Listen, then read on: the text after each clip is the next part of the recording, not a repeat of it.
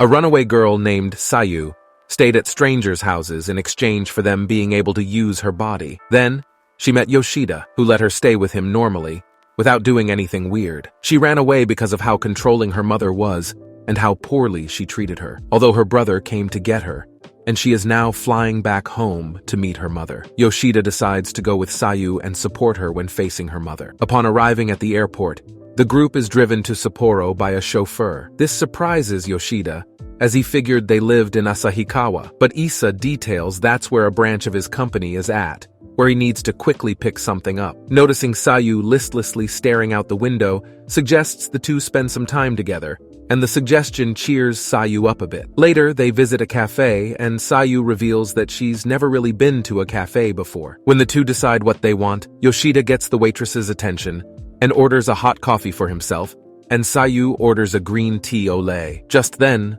Sayu notices a couple of girls sitting outside on a bench and notes that her mother didn't like it when she returned home late after school. By doing this, Sayu's mother would punish her, and Sayu would never have the time to go into a cafe. Sayu then mentions how happy she was being able to finally enter a cafe for no reason with Yoshida. A bit pleased to hear that, Yoshida then asks if Sayu is afraid to return home, and Sayu responds that she is, but notes that's why Yoshida is going with her, to help with being scared. Their beverages are then served, and they enjoy them. By evening, Yoshida and Sayu are driven to Asahikawa Dairoku High School by Issa at Sayu's request. At the location, Sayu is notably nervous and accompanied by Yoshida. The two sneak into the school, avoiding the front gate, as it has cameras placed around it. Although Yoshida notes that they're basically trespassing on the school grounds, however, Sayu argues he's done something far worse than that. To that, Yoshida admits that Sayu is right on that point. Inside the school, Sayu, although fearful, states that she wants to head up to the rooftop. At the top of the stairway to the rooftop,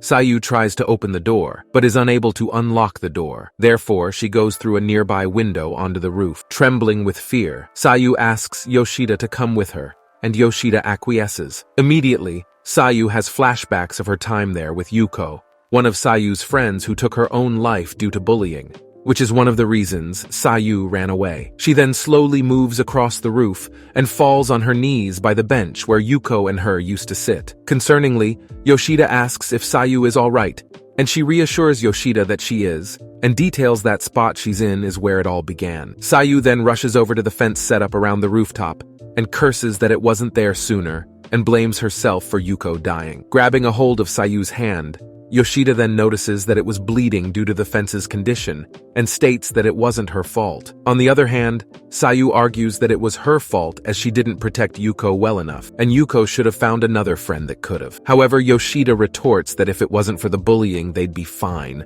and that Yuko sincerely wanted to be her friend. From there, Yoshida reasons with Sayu that it wasn't her fault, and that she needs to forgive herself or else she'll be mentally stuck on that rooftop forever. Sayu then has a tearful meltdown, and Yoshida reaches into his pocket to get a handkerchief to wipe away her tears. Time goes by, and both Yoshida and Sayu sit against the bench on the rooftop, and Sayu thanks Yoshida for coming with her. Standing up, a blast of wind whips by Sayu's face, and she calmly states that she'll see Yuko again sometime.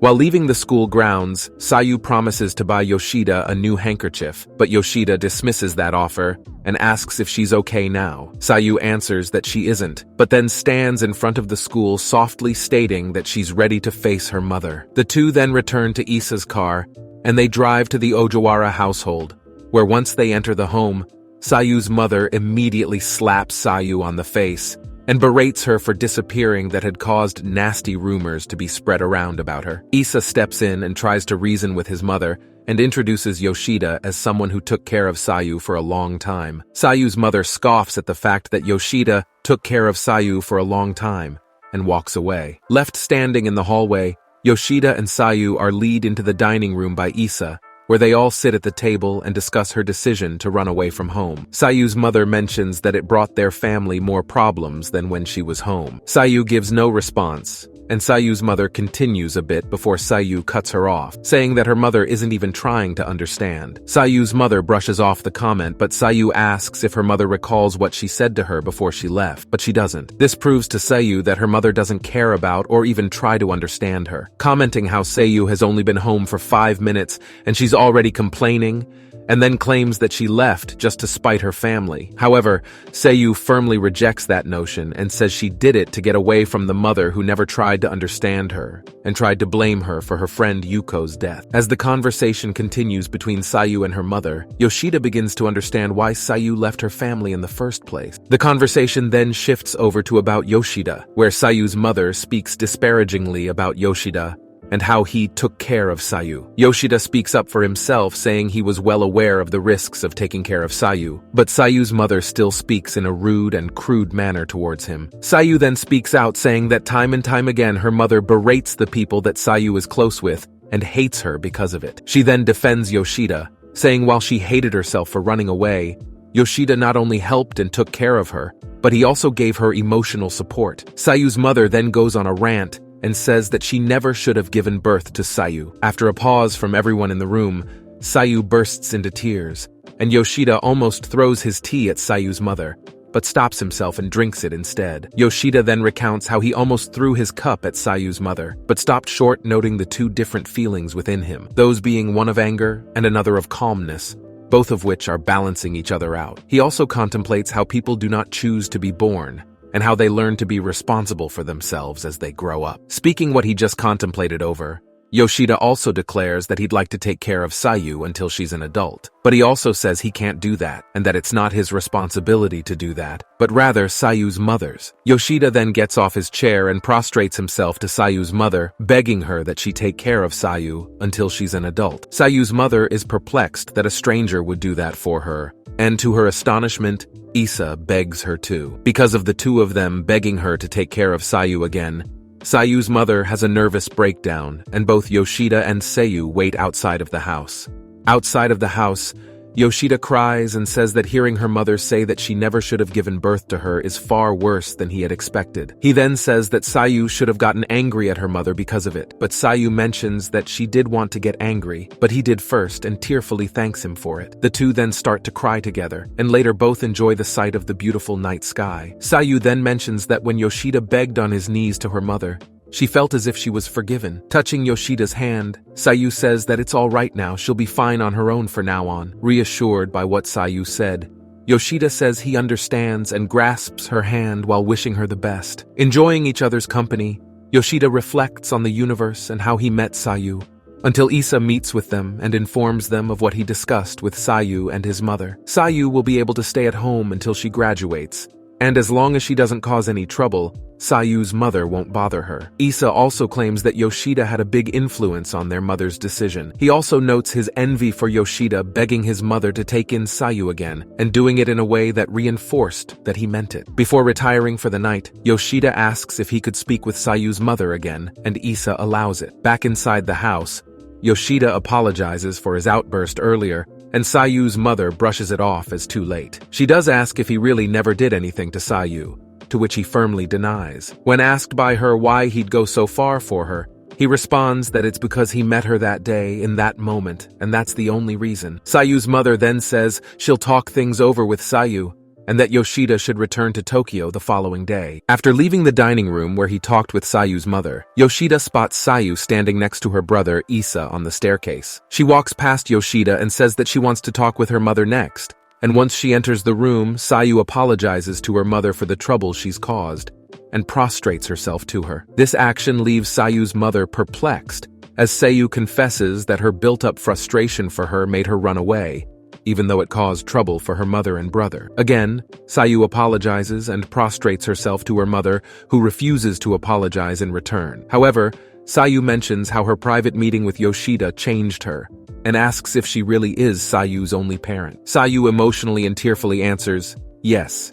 In light of this, Sayu's mother says that she needs to finish her time in school, which she's going to be held back a year, and when she's finished, she may do whatever she wants. Once her mother leaves the room, Seiyu says thank you, and then speaks with Yoshida about how she was able to talk to her mother calmly for the first time. To that, Yoshida praises Seiyu as Issa eavesdrops on the conversation between them. Afterward, Yoshida readies himself for bed, and when he does, he struggles to go to sleep. Eventually, Sayu joins him because she wanted to spend their last day together in bed with each other. They then talk about Sayu's being able to live her life without him, and while Sayu doesn't want their time to end, Yoshida is confident that she'll be fine. The conversation then changes to a mature request, whereas Sayu asks if she can make love to Yoshida for posterity's sake. However, once again, Yoshida refuses to accept it as he says they spent over half a year together not as lovers or family. That in itself was enough to preserve the memory of them being together. Tearful again,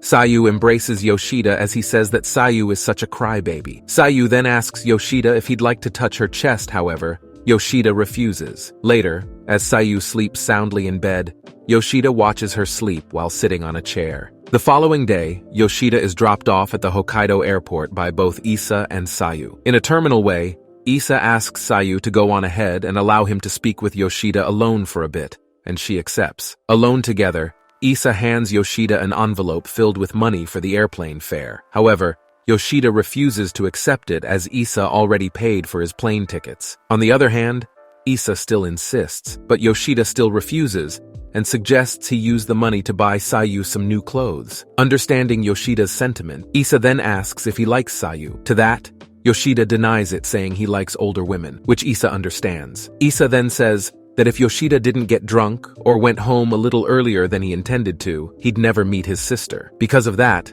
Issa then sincerely thanks Yoshida. The two then shake hands and part ways. By the terminal gates, Yoshida talks with Sayu briefly about what he talked about with her brother. When the announcement of Yoshida's plane is now able to be boarded, Yoshida tries to part ways with Sayu, but she stops him, confessing that she's glad that she ran away from home, because if she didn't, she'd never have met Yoshida in the first place.